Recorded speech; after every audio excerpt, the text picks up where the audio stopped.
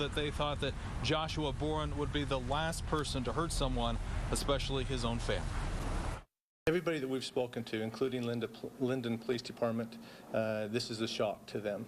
They just were concerned that he hadn't arrived for work. On the evening of January 16th, 2014, officers from the Linden Police Department began to worry. One of their own, Joshua Kenneth Boren, was scheduled to report for his 10 p.m. shift. He never showed up. By 11 p.m., patrol units were sent to his family home in Spanish Fork, Utah, just south of Provo. When police arrived, the scene felt wrong immediately. Joshua's patrol car sat in the driveway. His personal vehicle was there too. So was his wife's car. The lights inside the house were on, but no one answered the door. Through the windows, officers spotted blood on the carpet and spent shell casings on the floor. The front door was unlocked. Inside, they found 5 bodies: Joshua Boren, 34, his wife, Kelly Boren, 32, their son, Jaden, age 7, their daughter, Haley, age 5, Kelly's mother, Marie King, 55. All had been killed by gunfire. The story of how the Boren family reached that night did not begin quietly. Joshua Kenneth Boren was born on May 11th, 1979, in Provo, Utah, about 45 miles south of Salt Lake City. When he was just 5 years old, his father died by suicide.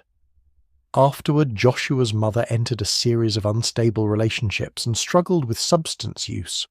One of her boyfriends allegedly abused Joshua over an extended period. Joshua blamed his mother for failing to protect him, and the resentment followed him into adulthood. As a teenager, Joshua moved in with his grandparents. In 1997, he graduated from Eureka High School and later attended Weber State University. It was there that he met Kelly, a woman born on July 21st, 1981, in Northampton, England, who had relocated to the United States. They married on June 4th, 2005. Their son Jaden was born in May 2006, followed by their daughter Haley in July 2008. Around this time, Joshua committed himself to a career in law enforcement. He graduated from the police academy in 2006, worked briefly as a Utah County deputy sheriff and animal control officer, and was eventually hired as a patrol officer with the Linden Police Department, located just north of Provo. The family settled into a home on North 630 West Street in Spanish Fork. From the outside, they appeared stable: a police officer, a young family, 2 children growing up under the same roof. Behind closed doors, something else was unfolding. Beginning around 2011, Joshua secretly placed Ambien into protein shakes that Kelly consumed. After she lost consciousness, he sexually assaulted her.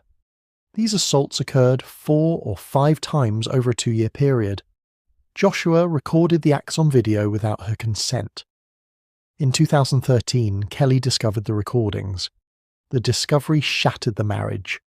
The couple separated in September 2013, with Joshua moving into an apartment.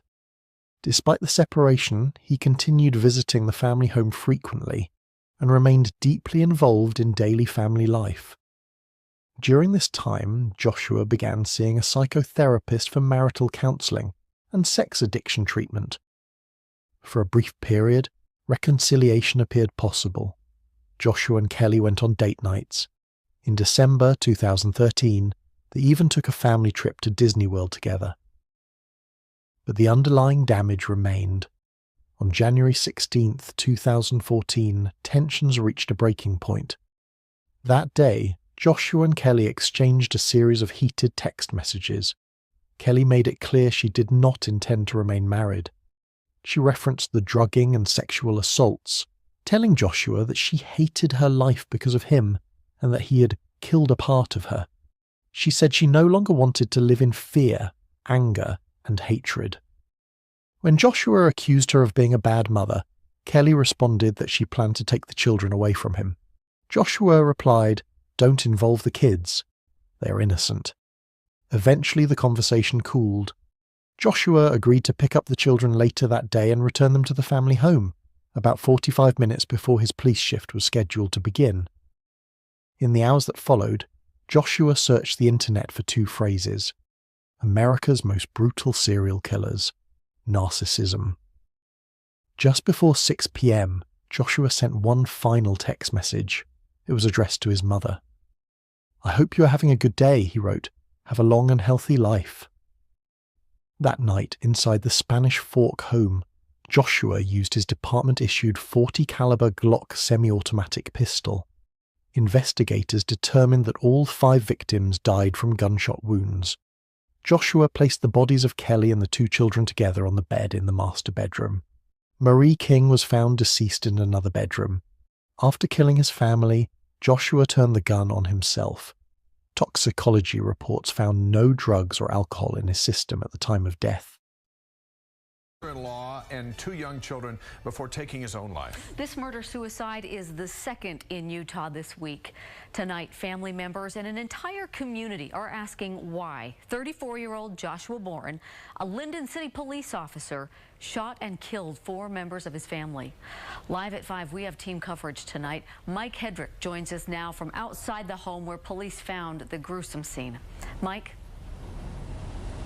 Yeah, well, a team of investigators is on the scene right now, and the police chief says they will likely be here throughout the night and into the day tomorrow, at least. It's a tough one to figure out, and it's very difficult for this community as well to wrap their heads around this entire thing. Sam Penrod has been following this story since it broke early this morning. He joins me live right now. Sam, this is tough for the neighborhood and really the whole community, isn't it? You know, it really is. The neighborhood here is in shock, especially that something so terrible could happen, especially to those 2 young children. Everyone here would tell you that they thought that Joshua Boren would be the last person to hurt someone, especially his own family.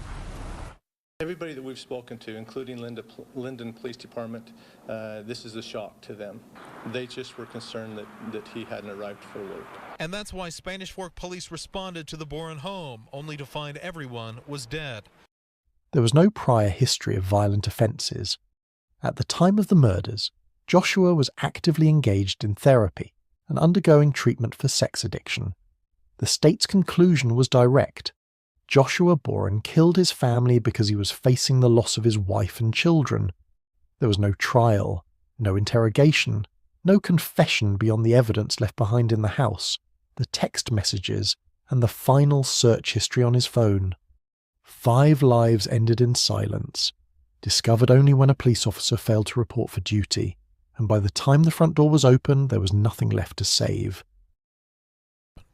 You feel sad for the kids. Right. So, and it's kind of weird because you see this on TV, and then it happens to a neighbor. We decided that saying a prayer for the rest of the family was best. This is a very close-knit neighborhood. We really take care of each other, but when they're all gone, there's nobody to take care of, which is difficult to deal with.